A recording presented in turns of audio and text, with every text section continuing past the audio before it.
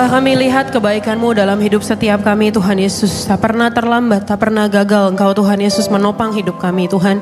Sebab itu dengan bangga kami nyatakan bahwa Yesus Kristuslah Tuhan, pengharapan kami, batu karang kami yang teguh, tempat kami bersandar berharap sepenuhnya hanya kepada-Mu Tuhan. Terima kasih Bapa yang baik, terima kasih Tuhan Yesus Kristus, terima kasih Allah Roh Kudus buat penyertaan-Mu yang sungguh indah dalam hidup setiap kami Tuhan. Terima kasih Tuhan Yesus, berkenanlah Engkau Tuhan menerima pujian dan penyembahan umat-Mu menjadi ucapan syukur yang harum di hadapan-Mu, berkenan di hati-Mu ya Bapa. Kini Tuhan Yesus, kami mau buka hati kami Tuhan, duduk diam di bawah kaki-Mu, mendengarkan isi hatinya Tuhan disampaikan kepada setiap jemaat-Mu pada pagi menjelang siang hari ini ya Bapa.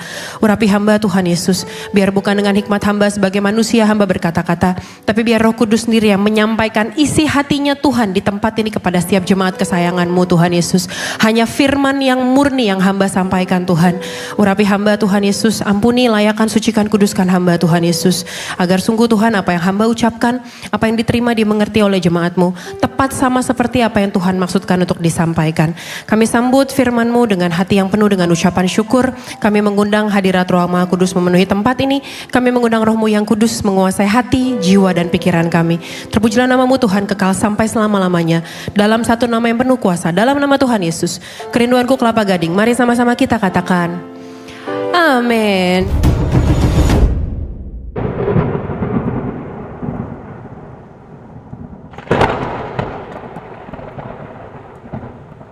Silakan duduk kembali Bapak Ibu Saudara sekalian kasih oleh Tuhan. Terima kasih kepada seluruh teman-teman yang telah mengambil bagian dalam pelayanan di siang hari ini. Terimalah salam dari mimbar yang kudus ini. Shalom Kerinduanku Church. Apa kabarnya di siang hari ini? Luar biasa, puji Tuhan. Saya boleh dengar suara yang mengucap syukur, boleh berikan tepuk tangan buat Tuhan kita yuk. Kita masuk di minggu yang ketiga di bulan Oktober dalam serial khotbah The Living Prayer atau doa yang hidup. Dan di minggu yang ketiga ini saya beri judul dalam khotbah saya The Invisible War of Prayer. The Invisible War of Prayer. Tapi sebelumnya saya mau tanya siapa yang mengikuti serial khotbah dari minggu yang pertama? Dari minggu yang pertama The Living Prayer bulan Oktober. Puji Tuhan. Di minggu yang pertama kita membahas mengenai ketika doa menjadi hidup. The Living Prayer. Bahwa doa itu bukan sekedar kata-kata. Doa itu hidup dalam hidup setiap kita. Amin. Doamu itu hidup. Doamu itu bukan sekedar naskah, bukan sekedar teks, bukan sekedar kata-kata, bukan sekedar ritual agamawi, tapi hidup. Bergerak dalam hidup setiap kita. Yang kedua, minggu kemarin kita bahas soal unanswered prayer. Bagaimana, kenapa doa kita gak dijawab sama Tuhan? Kenapa ya kok udah doa, udah bertalu-talu, udah ini dan itu, tapi kok kayaknya Tuhan gak jawab? Kok Tuhan bilang enggak, apa yang salah? Minggu lalu kita belajar soal itu. Sepanjang minggu ini saya lumayan banyak dapat direct message di Instagram mengenai doa yang tidak dijawab. Saya encourage mungkin kalau ada yang gak ngikutin, kalau minggu lalu gak datang, boleh cek di YouTube. Saya dan Pastor Gideon bicara poinnya sama, kerangkanya sama, tapi POV-nya berbeda. Mengenai doa yang tidak dijawab oleh Tuhan. Dan di minggu ini kita bahas mengenai The Invisible War of Prayer. Pernah gak saudara ketika berdoa, kok kayaknya tahu sih Tuhan pasti jawab sih. Tahu kok. Tapi kok kayaknya lama banget Tuhan gak jawab-jawab. Lama. Coba saya mau tanya, ada gak saudara yang udah mendoakan satu pokok doa tertentu udah lebih dari setahun? Tuhan masih belum jawab. Ada yang udah lebih dari 2 tahun? Ada yang lebih dari 5 tahun Tuhan masih belum jawab? Aduh Bang Coki angkat tangan, saya mulai mundur dulu nih, silam dulu nih. Ada doa-doa kita yang kayaknya lama banget Tuhan tuh gak jawab-jawab. Kayaknya udah nangis, udah puasa, udah sabar. Tapi langit kayaknya ketutup. Dan kita mulai bertanya-tanya, jangan-jangan Tuhan gak denger ya? Jangan-jangan mungkin Tuhan lagi sibuk yang lain kali ya. Kok kayaknya lama banget nih, jawaban doa kita gak datang-datang. Kita akan belajar dari seorang tokoh di Alkitab namanya Daniel. Mungkin saudara tahu Daniel itu adalah hostnya Indonesian Idol. Bukan Daniel Mananta. Kita tahu Daniel itu adalah seseorang yang dilempar ke gua singa tapi Tuhan meluputkan dia. Seorang buangan yang tadinya statusnya adalah budak tapi kemudian mendapatkan posisi tinggi dari kerajaan Babel dan juga Persia. Dan kemudian kita tahu Daniel sosok yang seperti itu. Tapi banyak yang gak notice, banyak yang tidak menyadari. Daniel pernah mengalami satu momen dalam hidupnya. Dia selama 3 minggu berturut-turut, 3 minggu penuh, 21 hari lamanya.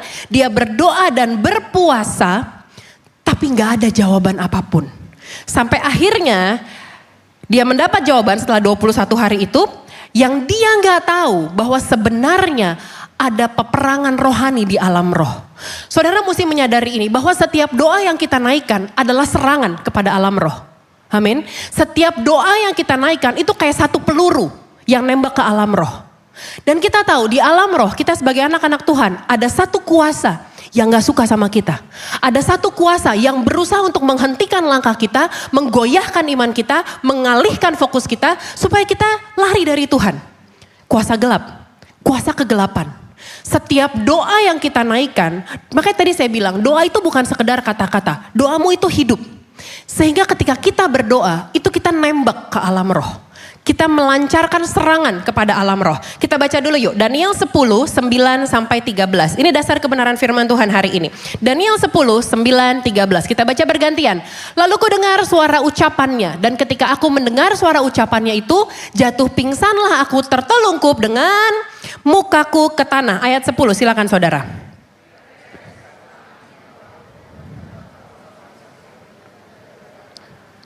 Ayat 11, katanya kepadaku, Daniel, engkau orang yang dikasihi, camkanlah firman yang kukatakan kepadamu, dan berdirilah pada kakimu, sebab sekarang aku diutus kepadamu. Ketika hal ini dikatakannya kepadaku, berdirilah aku dengan gemetar. 12, silakan saudara.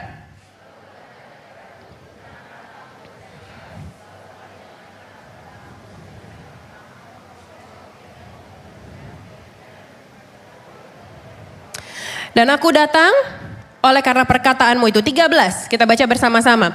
Pemimpin kerajaan orang Persia berdiri 21 hari lamanya menentang aku. Tetapi kemudian Mikael, salah seorang dari pemimpin-pemimpin terkemuka, datang menolong aku dan aku meninggalkan dia di sana berhadapan dengan...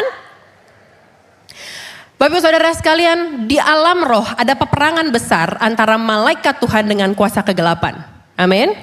Jawaban Tuhan buat Daniel, kalau kita baca tadi ayat yang 12, sebenarnya jawaban Tuhan, doanya sudah didengar from day one. Dari sejak hari pertama, lihat ayat firman Tuhan, telah didengarkan perkataanmu sejak hari pertama. Engkau berniat untuk mendapat pengertian dan merendahkan dirimu di hadapan Allahmu. Hari pertama sebenarnya udah didengar. Tapi di alam roh ada kuasa lain yang berusaha untuk menghentikannya. Ayat yang ke-13, coba kembali ayat 13. Dikatakan pemimpin kerajaan orang Persia. Ini enggak bicara soal fisik, soal manusia. Soal Raja Persia tuh siapa sih hari itu? Oh, Raja Koresh dan lain-lain. Bukan. Tapi ini bicara soal kuasa, soal alam roh yang disembah oleh kerajaan Persia. Kuasa lain. Roh lain.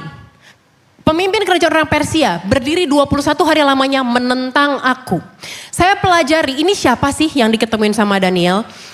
Dari tulisan-tulisan yang saya baca, banyak teolog yang sepakat bahwa ini bicara soal malaikat Gabriel. Malaikat Gabriel adalah tugasnya, perannya secara sederhana adalah penyampai pesan. Makanya ketika menjumpai Maria, ibu Yesus, ketika dinubuatkan dia akan mengandung bayi Yesus, yang jumpai siapa? Gabriel. Ketika menjumpai Yusuf juga jumpai adalah Gabriel. Gabriel adalah penyampai pesan. Makanya dikatakan sudah dengar doamu. Aku tuh on the way bawa jawaban Tuhan buat kamu. Tapi ada yang menentang. Maka kemudian Mikael secara sederhana dikenal sebagai malaikat perang. Panglima perang. Panglima perang bala tentara surga. Mikael datang bilang, tenang Gabriel. Gua support. Gua tolongin.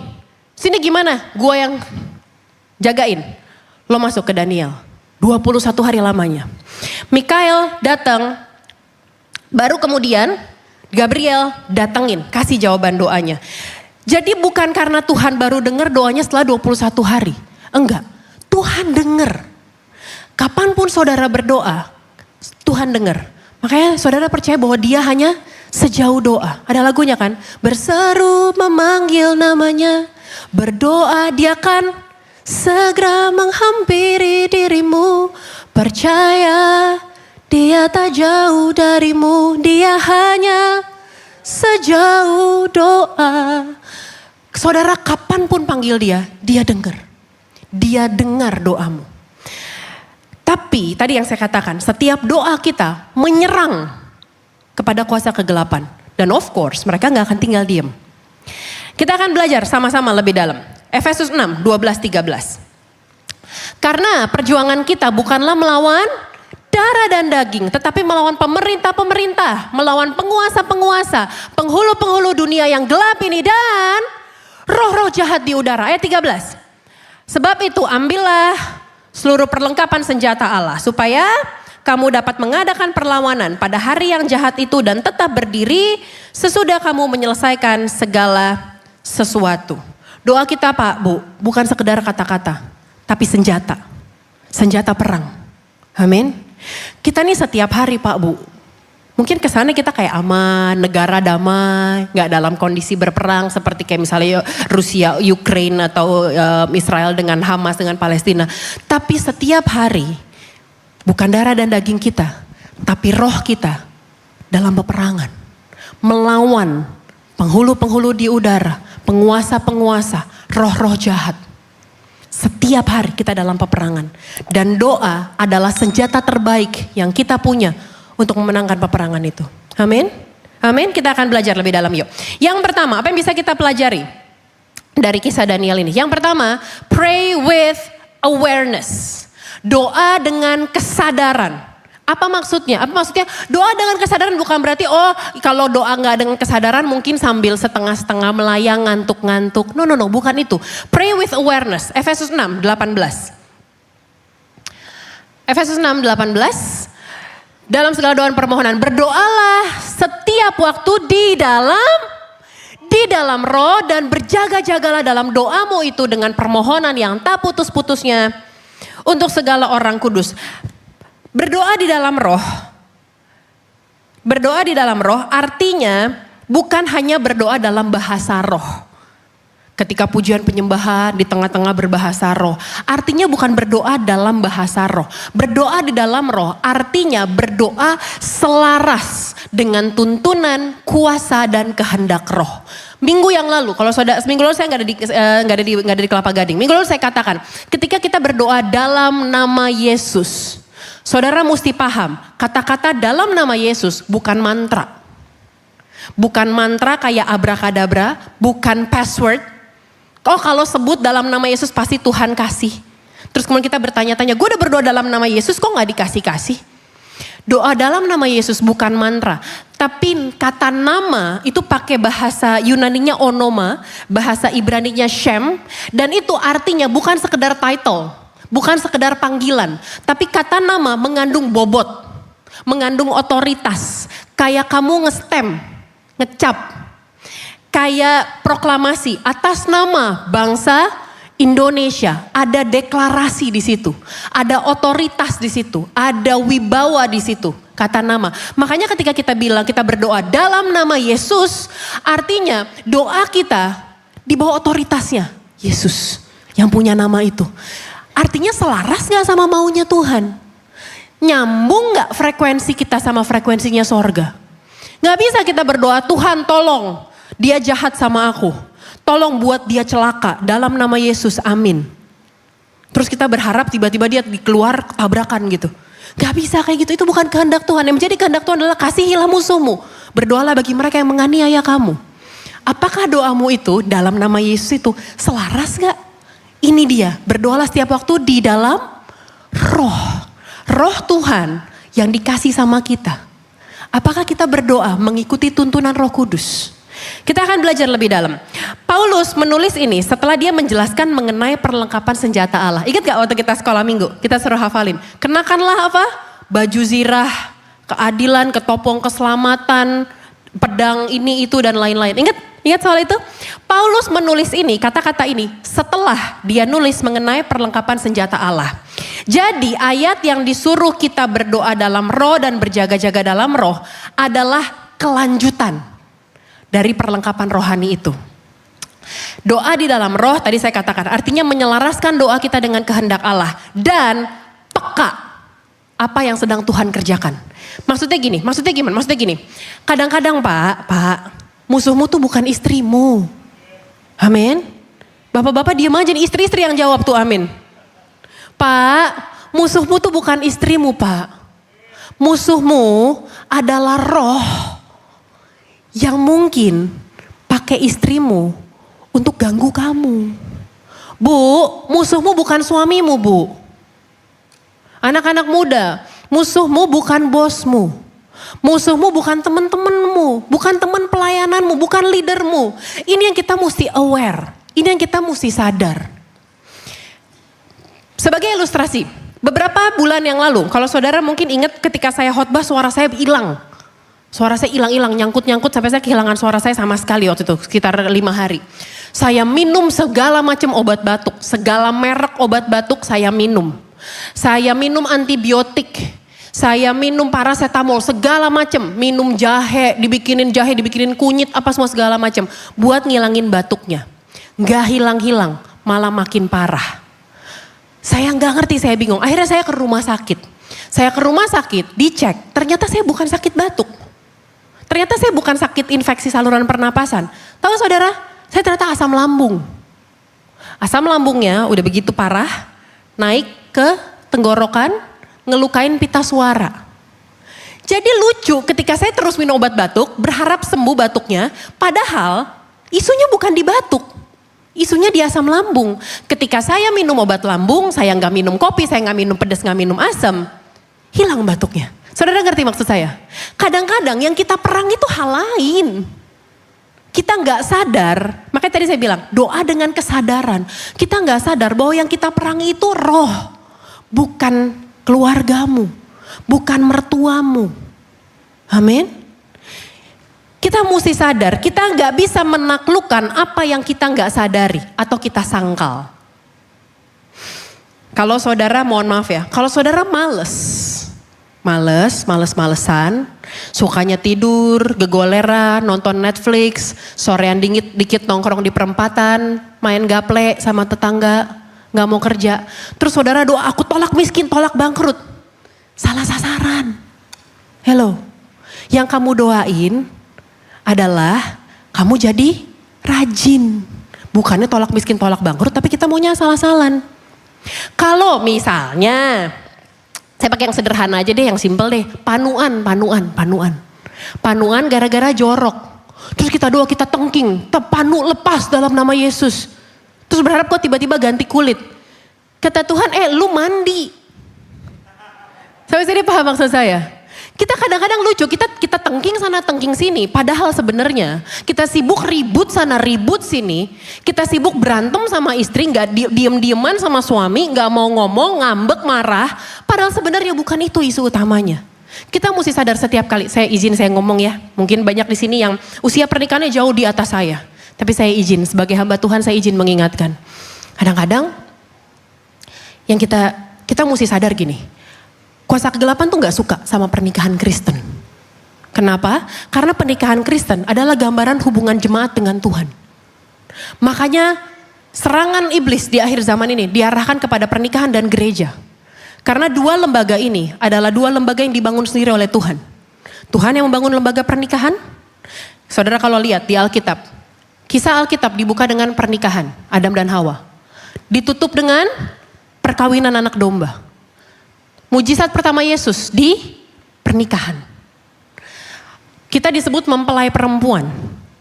Dia mempelai laki-laki yang akan masuk dalam pesta perkawinan anak domba nanti. Iblis gak suka, makanya iblis hancurin pernikahan. Supaya kita gak punya gambaran. Kita lost, koneksi kita gambaran kita, harapan kita terhadap pernikahan. Menyatu dengan Tuhan nanti, lost. Karena isu-isu pernikahan yang kita lihat di sekitar kita, hancur. Kedua, diarahkan kepada gereja. Gereja adalah lembaga yang dibangun oleh Tuhan. Ketika Yesus bilang sama Petrus, Petrus di atas batu karang ini aku akan mendirikan gerejaku. Lembaga yang dibuat oleh Tuhan. Makanya Tuhan pecah belah gereja.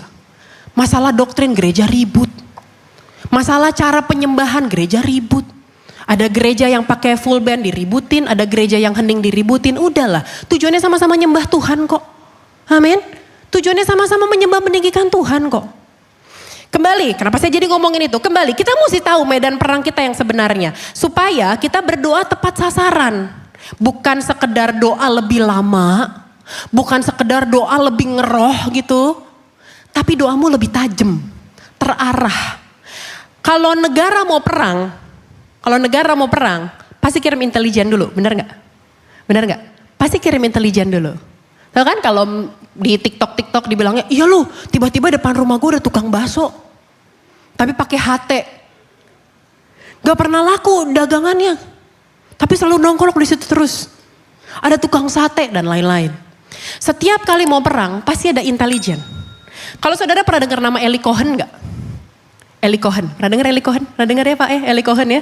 Eli Cohen ini adalah salah satu mata-mata intelijen yang paling terkenal di Israel. Dan dalam sejarah intelijen dia terkenal banget lah. Dia orang Mossad, intelijen Israel. Dia menyusup sampai jadi menteri, salah satu calon wakil menteri di Suriah. Dia menyusup sampai orang-orang bingung. Karena setiap kali mereka punya rencana untuk menyerang Israel selalu gagal. Mereka udah lancangin nih, mau serang kalau gak salah saluran airnya atau apa gitu. Eli Cohen kirim sandi Morse ke Mossad. Dapat terima, pasukan Israel hadang. Selalu kalah. Saya gak mau bahas Eli Cohen, tapi yang mau saya bilang adalah serangan kita jadinya terarah. Kita gak nembak sembarangan. Tapi tahu nembaknya kemana. Kita tahu sasarannya kemana. Karena ada intelijen. Itu yang mau saya bilang. Ketika kita berperang di alam roh. Biar kita tuh gak sembarangan asal tembak. Tapi kita sadar. Musuh kita tuh siapa. Yang perlu kita lawan tuh siapa. Kesadaran ini mengubah kita dari takut jadi percaya. Jadi tenang. Yesus kalau kita baca dalam kitab Injil. Setiap kali Yesus berdoa. Dan Yesus spesifik doanya, berbeda-beda caranya, tergantung siapa yang dia hadapi. Bagaimana dia menghadapi penyakit. Bagaimana dia menghadapi anak yang kerasukan roh jahat. Mengusir setan di Gerasa. Dan bagaimana ketika dia mendapat ujian sendiri. Ketika dicobai di padang gurun, ketika harus di taman Getsemani. Doanya beda karena dia tahu apa yang dia hadapi. Gak asal-asalan, gak asal tembak. 2 Raja-Raja 6 ayat yang ke-17. Lalu berdoalah Elisa, ya Tuhan bukalah kiranya matanya supaya ia melihat. Maka Tuhan membuka mata bujang itu sehingga ia melihat. Tampaklah gunung itu penuh dengan kuda dan kereta berapi di sekeliling Elisa. Kalau saat ini saudara berdoa dan saudara mungkin takut gitu ya. Bingung, takut, rasa-rasanya kayak dikepung. Minta Tuhan buka mata rohanimu. Agar kamu lihat bahwa ada bala tentara sorga yang sedang berperang buat kamu. Ketika kita tahu Tuhan berperang bersama dengan kita tenang, kita gak takut. Orang takut kan panik kan, orang yang takut panik terus bingung gak tahu mau ngapain. Ngomongnya salah-salah, bingung, salah ambil keputusan.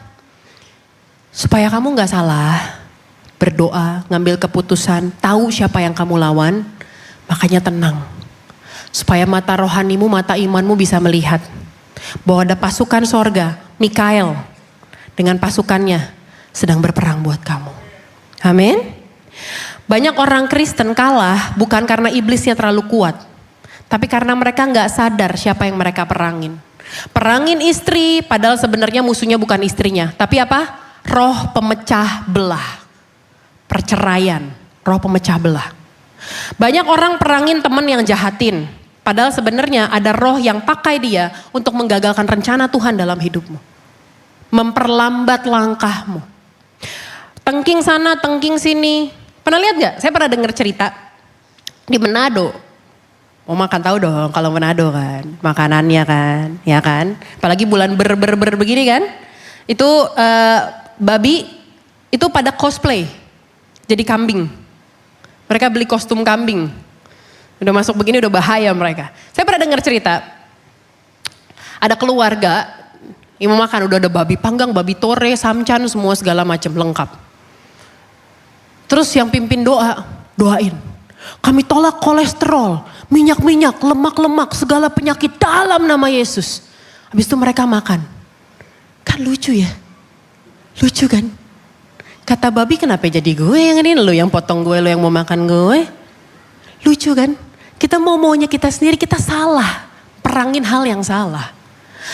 Kita mesti sadar, your main warfare. Apa medan perang utama kita? Yang pertama, saya cepat aja. Yang pertama, your flesh, kedaginganmu. Galatia 5 ayat 17. Sebab keinginan daging berlawanan dengan keinginan roh dan keinginan roh berlawanan dengan keinginan daging. Karena keduanya bertentangan sehingga kamu setiap kali tidak melakukan apa yang kamu kehendaki. Daging kita, kedagingan kita. Kadang nggak segala sesuatunya masalah roh jahat. Karena kedagingan kita aja. Males, egois. Yang kedua, apa medan perang utama kita? Dunia ini.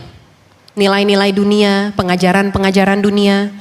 1 Yohanes 2 ayat 16. Sebab semua yang ada di dalam dunia, yaitu keinginan daging dan keinginan mata serta keangkuhan hidup, bukan berasal dari Bapa, melainkan yang ketiga.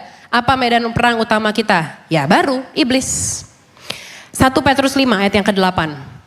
Sadarlah dan berjaga-jagalah. Lawanmu siapa? Itu lawanmu. Lawanmu iblis. Lawanmu si iblis. Itu lawanmu. Bukan keluargamu, bukan sahabatmu, bukan temenmu, bukan istrimu, bukan suamimu, bukan anakmu, bukan orang tuamu, anak-anak muda. Lawanmu iblis. Berjalan berkeliling seperti singa yang mengaum-ngaum. Mencari orang yang dapat ditelannya. Kalau kita takut, makanan empuknya iblis. Iblis ngaum-ngaumnya apa? Intimidasi. Kamu gak layak, kamu gak disayang, gak ada yang peduli sama kamu. Kamu sendirian menghadapi ini. Ayo lo mau gimana? Ayo lo udah tanggal tua lo. Ayo lo kontrakan belum dibayar lo. Ayo lo sakit lo. Gak lama sih kayaknya menurut gue sih. Itu kerjaannya. Mengaum-ngaum. Nungguin siapa nih yang goyah nih. Siapa yang panik nih.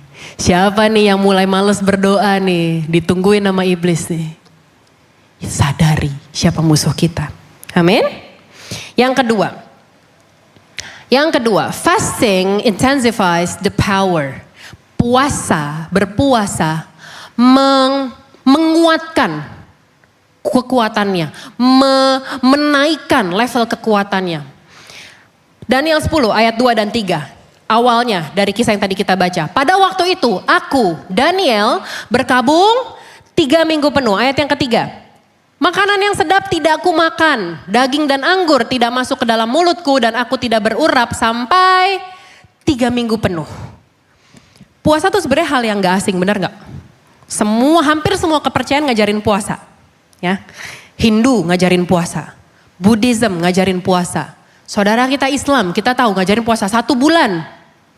Mereka berpuasa di sekitar kita. Kadang kita mau makan aja pesungkan ya kan. Ngajarin puasa. Orang Yahudi ngajarin berpuasa. Bahkan kayak kayak New Age movement gitu. Ngajarin juga soal puasa. Dibalut dengan meditasi lah, ini itu segala macam. Orang Farisi juga berpuasa 2 kali seminggu. Banyak kepercayaan mengajar soal puasa. Ilmu kesehatan pun mensupport soal puasa. Tapi kita mau lihat apa sih yang Yesus katakan mengenai puasa. Puasa tuh Kristen tuh seperti apa sih? Banyak pertanyaan nanya, Pastor kalau puasa kayak puasa Kristen tuh gimana sih? Apakah sama seperti saudara kita jam sekian sampai jam sekian, gak boleh ini, gak boleh ini. Kita akan bahas sama-sama yuk. Puasa. Matius 6, 16, 18. Ini yang Yesus katakan mengenai berpuasa. Dan apabila kamu berpuasa, janganlah muram mukamu seperti orang munafik. Mereka mengubah air mukanya supaya orang melihat bahwa mereka sedang berpuasa. Aku berkata kepadamu, sesungguhnya mereka sudah mendapat upahnya. Ayat 17. Tetapi apabila engkau berpuasa, dandan yang cakep. Minyakilah kepalamu, cucilah mukamu. Supaya jangan dilihat oleh orang bahwa engkau sedang berpuasa. Melainkan dilihat oleh siapa? Bapamu yang ada di tempat yang tersembunyi. Maka Bapamu yang melihat yang tersembunyi akan membalasnya kepadamu. Ini yang Yesus katakan mengenai puasa. Yesus gak bikin aturan wajib soal berpuasa. Gak bikin kayak undang-undang, SOP. Berpuasa harus jam sekian sampai jam sekian. Ini dan itu, gak boleh ini, gak boleh itu. Tapi dia bilang begini, apabila engkau berpuasa. Artinya gini, Yesus gak anti puasa. Yesus gak anti puasa. Tahu dari mana? Karena dia sendiri berpuasa. 40 hari 40 malam di padang gurun. Dia berpuasa. Yesus sendiri berpuasa. Dia nggak anti puasa. Tapi ketika dia bilang, apabila engkau berpuasa. Kalau di dalam terjemahan bahasa Inggrisnya dikatakan when you fast. Bukan if you fast. Tapi when you fast. Artinya dia nggak bikin aturan wajib mengenai berpuasa. Tapi dia expect kita to continue the practice of fasting. Untuk melanjutkan praktek berpuasa seperti yang dia lakukan. Sampai sini nangkep maksud saya ya. Jadi puasa buat kita bukan kayak sebuah kewajiban di bulan sekian sampai di bulan sekian. Di hari ini mendekati peringatan hari raya ini. No, it's not like that. Tapi apabila kamu berpuasa, dia expect kita untuk melanjutkan gaya hidupnya Yesus. Yesus pun berpuasa. Puasa dalam Alkitab artinya tidak makan untuk alasan spiritual. Bukan diet. Ya Bu. Puasa bukan diet. Kalau diet ada namanya intermittent fasting. Puasa bukan masalah buat kurus. Tujuan puasa adalah untuk Tuhan. Untuk alasan spiritual. Puasa dalam Alkitab ada macam-macam. Ada yang full gak makan gak minum kayak Yesus. Ada yang kita bisa nggak makan tapi tetap minum air putih. Air putih, bukan air putih campur kental manis, sirup, pakein cendol, bukan puasa namanya. Minum air putih. Ada yang puasanya spesifik kayak puasa Daniel, nggak makan daging. Ada puasa Esther dan lain-lain. Puasa dalam Alkitab ada bermacam-macam. Yang kita pelajari hari ini.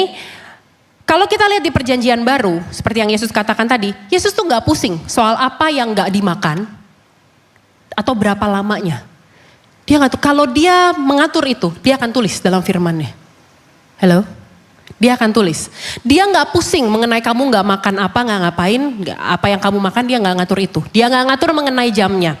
Tapi kalau kita lihat, apa yang Yesus katakan dari 3 ayat yang tadi kita baca, yang dia pedulikan, fokus utamanya ketika kita berpuasa adalah motivasi kita. Dan bagaimana hati kita ketika kita berpuasa. Dikatakan jangan seperti orang munafik. Ayat yang ke-16 tadi. Jangan seperti orang yang munafik. Boleh naikin ayat 16 nah. Mereka mengubah air mukanya, dilemes-lemesin. Terus ada yang lucu pamer di sosmed. Aduh teman-teman pada makan siang. Aku lagi puasa. Yang Yesus concern adalah how your heart when you fast. Bagaimana hati kita, motivasi kita berpuasa tuh apa sih? Orang Yahudi, para imam Farisi ini, ahli Farisi ini, Yesus ketika ngomong sama mereka, ketika dia mengatakan ayat ini, orang Farisi, mereka tuh taruh abu di kepala mereka ketika mereka berpuasa. Supaya kelihatan, mereka merobek jubah mereka, supaya kelihatan mereka berkabung, mereka sedang berpuasa. Tapi Yesus bilang apa? Bukan supaya dilihat orang, ngubah dilemes-lemesin, supaya kelihatan. Yesus mau ketika kita berpuasa, hati kita tuh benar sama Tuhan. Puasa tuh untuk apa sih? Seperti yang Daniel katakan tadi, merendahkan diri di hadapan Tuhan. Doa mengkoneksi kita, menghubungkan kita dengan Tuhan. Prayer connects you to God. Ya. Doa bikin kita terkoneksi sama Tuhan. Puasa bikin kita terlepas dari dunia. Saya ulang sekali lagi. Doa membuat kita terkoneksi sama Tuhan. Prayer connects you to the world. But fasting disconnects you from the world. Untuk apa? Untuk bisa lebih dengar suara Tuhan. Ibaratnya gini, kalau saudara misalnya ke Bandung. Di Jakarta di Tol Cikampek saudara puter radio. Ya, puter radio Gen FM misalnya. Puter radio nyanyi kan. Kalau ada 9 nyawa. Oh Gading gak tahu ya. Kemarin di Aksa nyanyi semua tuh anak Jaksel. Kita dengar lagu, terus kemudian ketika kita mulai sampai di Purwakarta, sinyalnya mulai hilang, mulai masuk tuh radio-radio sekitar, tiba-tiba dangdutan, tiba-tiba ada yang radio Islam tiba-tiba ngaji, mulai. Terus ketika kita masuk kota Bandung, Di frekuensi yang sama, tiba-tiba kita terkoneksi sama radio lokalnya. Sampai sini nangkep maksud saya. Puasa bikin kita tuh terdisconnect sama sinyal yang lain. Amin. Puasa bikin kita terputus sama sinyal yang lain. Sama apa? Sama ego kita, sama intimidasi, sama kedagingan kita.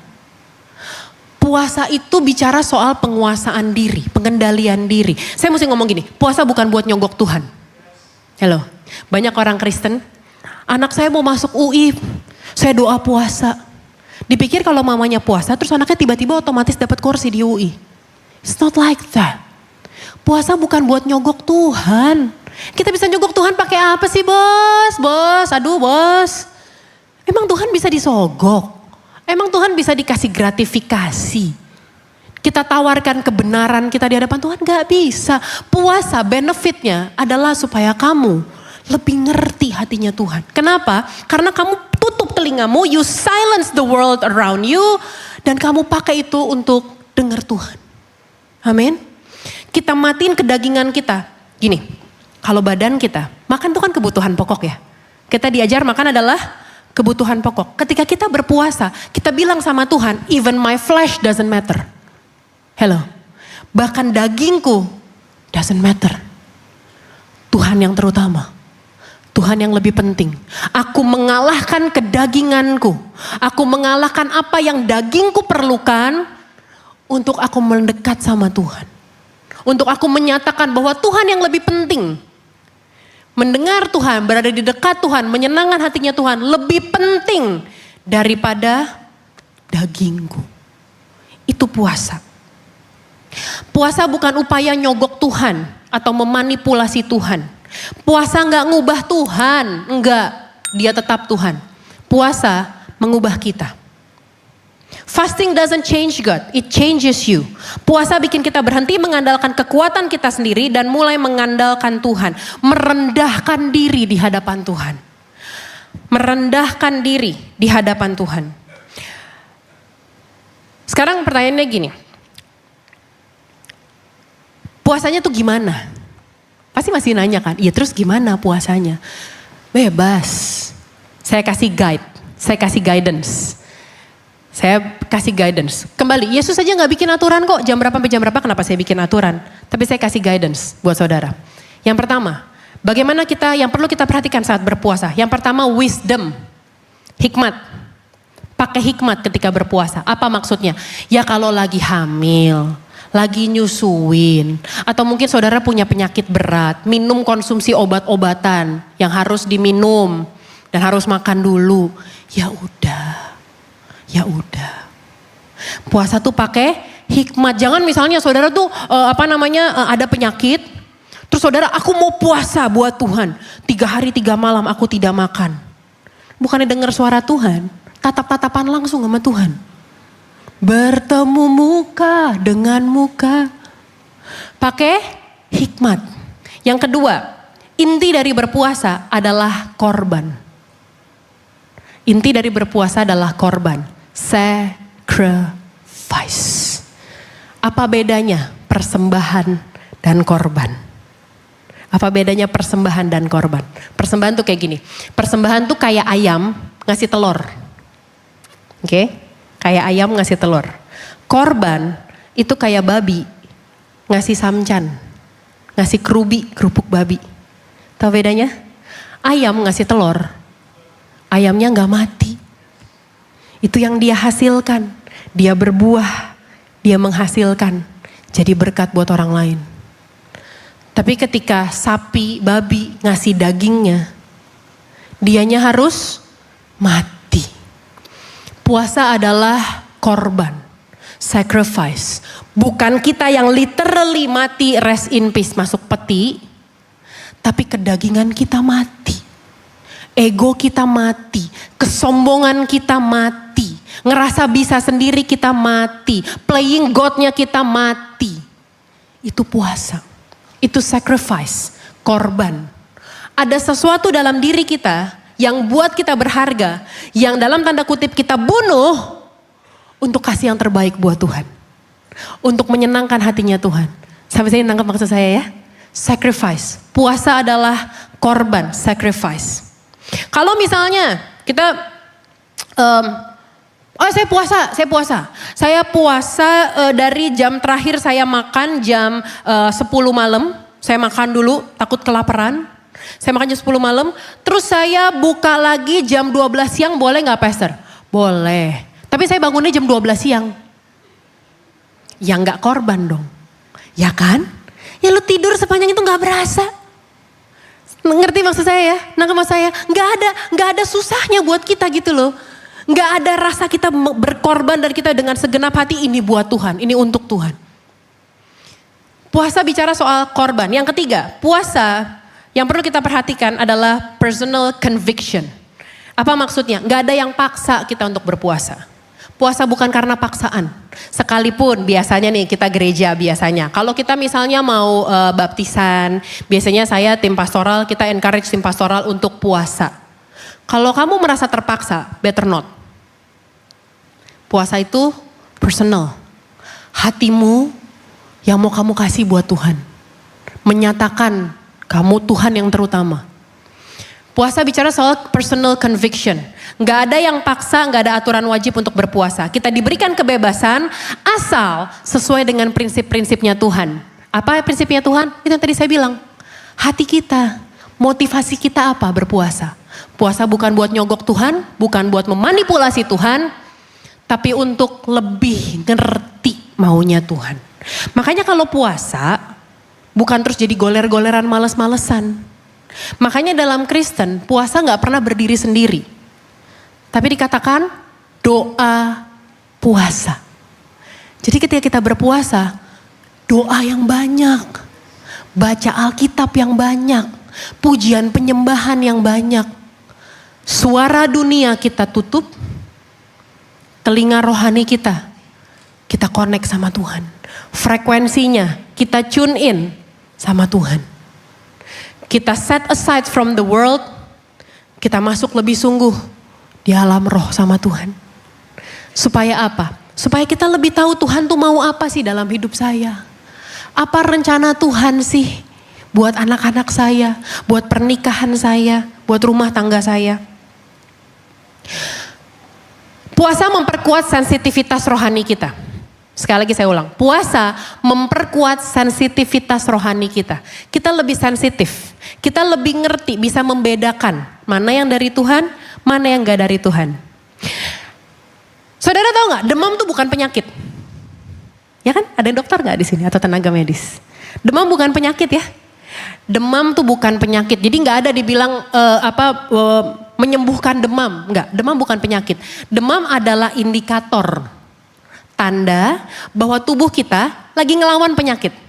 Ada kuman yang lain, ada penyakit yang lain yang masuk, dan badan kita punya sistem antibodi ngelawan. Dan badan kita tuh pinter banget Pak Bu. Badan kita menaikkan suhu tubuh kita untuk melawan virusnya. Dan ngasih tanda ke kita, ada virus masuk. Badanmu lagi perang nih, lagi berusaha nih, please istirahat. Supaya kita bisa maksimal ngelawan penyakit. Buat kamu supaya tetap sehat. Oke? Nah, sama halnya ketika kita berpuasa, itu kayak demam. Maksudnya gimana? Ketika kita berpuasa, kita menaikkan suhu iman kita untuk ngelawan roh yang berusaha untuk ngancurin kita. Bikin kita dalam tanda kutip sakit secara rohani. Kita baca yuk dalam Kisah Rasul 28 ayat yang ketiga. Kisah Rasul 28 ayat yang ketiga. Ketika Paulus memungut seberkas ranting-ranting dan meletakkannya di atas api, keluarlah seekor ular beludak karena panasnya api itu lalu menggigit tangannya. Nih ya, saya highlight, keluarlah seekor ular beludak karena panasnya itu. Ular beludak tuh gambaran apa sih? Gambaran dosa. Gambaran kuasa gelap. Ketika Yesus merebuke orang-orang Farisi, dikatakan, hai kamu keturunan ular beludak. Ular beludak tuh gambaran kuasa gelap, gambaran yang jahat lah pokoknya. Keluar ketika karena apa? Karena panas, karena heating up. Sakit badan kita sakit, demam, suhunya naik untuk ngelawan penyakit. Ketika suhu iman kita naik lewat puasa. Kita dibikin kayaknya seolah-olah dalam tanda kutip kayak susah, kayak lagi demam. Padahal sesungguhnya sedang mengeluarkan yang buruk dalam kamu, kebiasaan yang buruk, keserakahan kita, kerakusan kita, egoisnya kita, mau mencari kesenangan diri sendirinya kita, dikeluarin ketika kita heating up our spiritual life dengan berpuasa. Konsepnya kayak gitu. Prayer tadi saya katakan, prayer connects you to God, fasting disconnects you to the world. Semakin daging ditundukkan, roh kita dibangkitkan. Amin. Semakin roh kita ditundukkan, semakin daging kita ditundukkan, roh kita dibangkitkan. John Piper bilang begini, if you can say no to your stomach, you will struggle to say no to your sin. Kalau sama Indomie tengah malam aja, kita gak bisa bilang enggak. Bagaimana caranya kamu bisa bilang enggak sama sekretaris yang berusaha godain kamu? Pak, kalau sama babi panggang aja kita gak bisa bilang enggak. Bagaimana caranya kita bisa bilang enggak sama malam-malam sendirian buka situs porno yuk. Ini tuh paling gampang loh sebenarnya. Nih, mulut kita ini paling gampang sebenarnya untuk kita bilang enggak. Untuk kita bilang stop, tahan. Penguasaan diri, pengendalian diri. Karena apa ini? Kebutuhan pokok. Waktu SD kita belajar ya, sandang, pangan, papan. Pangan, kebutuhan pokok. Kalau kita bisa bilang enggak, itu akan membantu kita, menguatkan kita, intensifies our weapon, menajamkan senjata kita untuk ngelawan godaan dosa, kuasa gelap, intimidasi. Sampai sini paham maksud saya ya? Fasting intensifies the power. Puasa menguatkan kita, menajamkan senjata rohani kita. Yang ketiga, yang terakhir. Saya boleh undang teman-teman pemusik, boleh bersiap-siap. Yang ketiga yang terakhir, perseverance secures the victory. Atau ketekunan, kegigihan menjamin kemenangan kita. Kegigihan menjamin kemenangan kita. Efesus 6:18, kita kembali baca ayat yang tadi. Berdoalah setiap waktu di dalam roh dan berjaga-jagalah dalam doamu itu dengan permohonan yang tak putus-putusnya untuk segala orang kudus. Dari kisah Daniel tadi kita lihat, Daniel secara tekun dan konsisten terus berdoa selama berapa hari? 3 minggu, 21 hari lamanya. Daniel gak berhenti berdoa ketika sekali dia udah doa, kok masih terus susah ya keadaan bangsa Israel ya? Kok masih terus gak enak ya?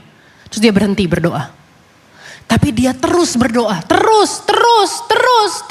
Daniel gak tahu loh, lagi ada peperangan rohani. Daniel gak tahu, kalau dia tahu kan enak kan. Oh lagi perang si Gabriel sama pemimpin kerajaan Persia. Lagi perang ternyata, pantesan gak dijawab-jawab. Kalau tahu kan enak. Daniel gak tahu sedang ada peperangan di alam roh. Tapi dia terus berdoa, terus berkabung dan berpuasa 21 hari. Konsisten, terus-terusan. Kita kembali ke ayat yang ke-12. Daniel 10 ayat yang ke-12. Daniel 10:12, kita balik ke sana sebentar. Pada waktu itu aku Daniel berkabung 12. Janganlah takut Daniel, sebab telah didengarkan perkataanmu sejak hari pertama engkau apa? Berniat untuk mendapat pengertian dan untuk merendahkan diri di hadapan Allahmu. You get the message, the point? Intinya apa? Merendahkan diri di hadapan Tuhan. Nggak playing God. Seringkali kita tuh playing God. Kita yang ngatur Tuhan lewat doa kita. Minggu lalu saya katakan kita memperlakukan Tuhan kayak jin. Kayak vending machine. Kita kasih duit, kita pencet Coca-Cola, keluar Coca-Cola. Kita seringkali memperlakukan Tuhan kayak drive-thru. Kayak pesan drive-thru gitu. Lapar nih. Aduh tapi lagi buru-buru lagi. Tapi lapar. Gimana ya? Drive-thru. Sebentar, Mbak pesen Happy Meal. Yang Tiny Ten ya. Lagi Happy Meal Tiny Ten tuh BTS. Saya setiap Jumat ke McD pasti. Ngumpulin. Mbak McD, Tiny Ten ya. Selesai. Ya silakan ke jendela berikutnya. Dapat sambil jalan. Dah. Gak tahu nama mbaknya siapa. Gak tahu kabarnya apa segala macem. Kayak drive-thru gitu. Minta apa yang kita mau. Terus kalau lama dikit marah. Viralin. Ya kan? Pelayanannya payah. Lama. Menunggu sampai 15 menit. Viralin. Kita memperlakukan Tuhan kayak gitu. Daniel. Walaupun sejak hari pertama. Dia berdoa, dia belum lihat jawabannya. Dia gak pernah berhenti berdoa. Terus tekun sampai malaikat Gabriel datang sama dia.